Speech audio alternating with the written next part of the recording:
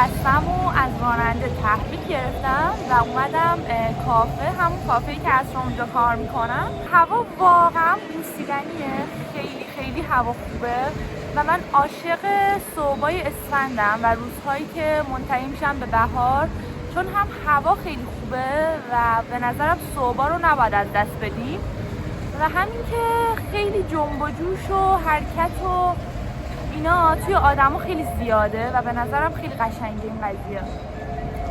خلاصه که میخوام تا آخر اسفند صبحا رو از دست ندم و استفاده کنم. البته که چند روز دیگه فکر میکنم از شنبه 12 اسفند ماه رمضان شروع میشه و باز اون بی حرکتی رو میبینیم و احتمالاً که همه جا صبح تعطیل باشه و این واقعا ناراحت کننده است. پارسال هم دقیقاً همین اتفاق افتاد. قبل عید رفته بودم تهران و همه جا صبح بسته بود. مثلا در صورتی که آدم واقعا دوست داره دیگه صبح مثلا بره کافه بشینه و از هوا و اینا استفاده کنه.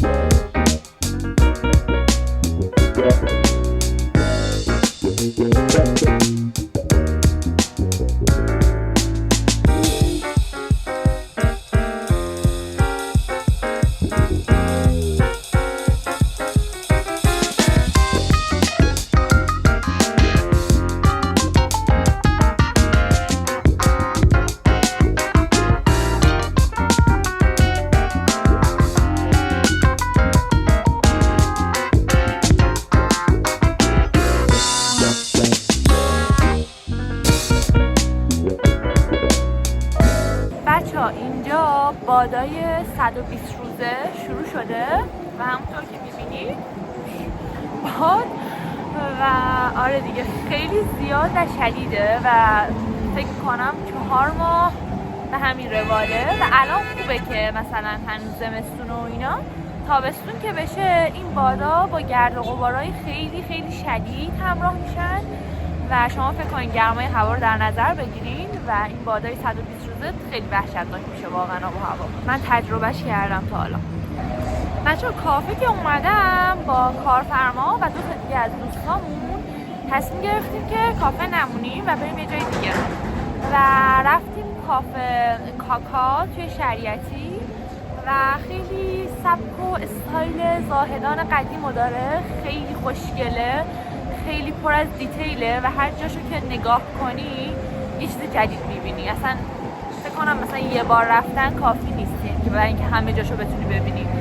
ببینید خیلی بزرگ نیست مساحتش، ولی که با همون مثلا یه ذره جا مثلا یهو مثلا میبینی بالا سرت یه چیز عجیبه، مثلا یه چیز جدیده و یه سبک از زاهدان قدیمه. بعد یه سری عکس و تابلو و حالا ویدیو گرفتم و یه سری نقشه از زاهدان و کلا سیستان بلوچستان و چه میدونم پست و تمبر و قفل و قاشق و اصلا خیلی عجیبه و خیلی وایب خوب میده بهت.